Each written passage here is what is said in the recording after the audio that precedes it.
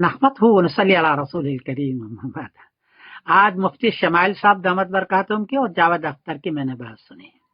صحیح بات یہ ہے کہ دنیا میں 3 قسم کے لوگ ہیں۔ کچھ لوگ وہ ہیں جو ایک خدا کو مانتے ہیں اور اسی سے مانگتے بھی ہیں، اسی کی عبادت کرتے ہیں، توحید جس کو کہتے ہیں، یہ اسلام میں ہے۔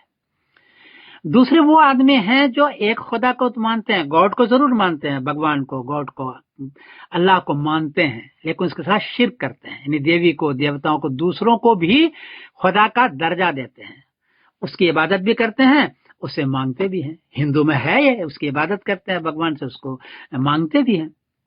ایسے لوگ 95% ہیں جو خدا کو مانتے ہیں۔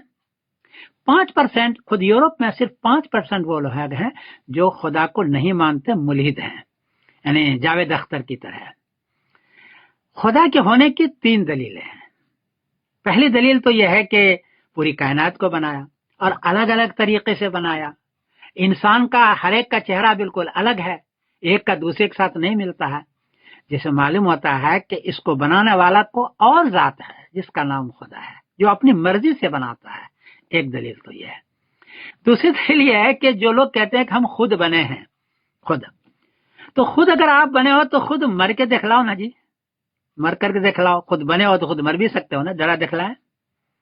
آپ کی جوانی ڈھل رہی ہے، بڑھاپا آ رہا ہے، آپ نہیں چاہتے کہ جوانی ڈھلے، تو آپ جوانی کو روک کے تو دکھلائیں، کر سکتے ہیں آپ۔ اگر آپ جوانی اپنی روک نہیں سکتے جو آپ کی مرضی کے خلاف ہے، تو اس کا مطلب ہے کہ کوئی آپ کی جوانی کو بنا رہا ہے یا ڈھال رہا ہے، اسی کا نام خدا ہے۔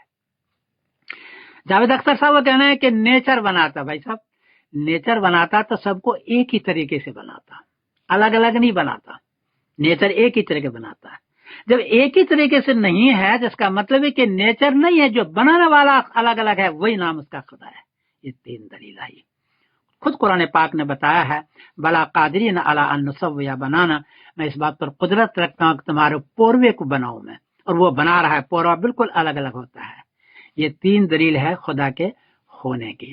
جاوید اختر صاحب نے خدا کے نہ ہونے کی کوئی دلیل نہیں دی، یہ بات صحیح ہے، میں نے سارا دیکھا اس کو، ادھر ادھر کی بات کرتے رہے، جبکہ شمائل صاحب نے خدا کے ہونے کی دلیل دی کہ خدا ہے۔ البتہ یہاں گناہ ہوتا ہے، یہ ہوتا ہے، وہ ہوتا ہے، سارا ہوتا ہے، تو اس کا یہ مطلب نہیں کہ خدا نہیں ہے، بلکہ یہ ٹیسٹ کی جگہ ہے، امتحان کی جگہ ہے۔ تو اللہ نے دونوں چیز رکھی، اچھائی بھی اور برائی بھی، اور اس کا امتحان میں پاس ہونے کے بعد رزلٹ قیامت میں ہوگا۔ بہرحال میں مفتی شمائل صاحب کو مبارکباد دیتا ہوں، آپ نے بہت اچھا ڈیبیٹ کیا، اور جاوید اختر صاحب کو کا کوئی جواب نہیں بنا۔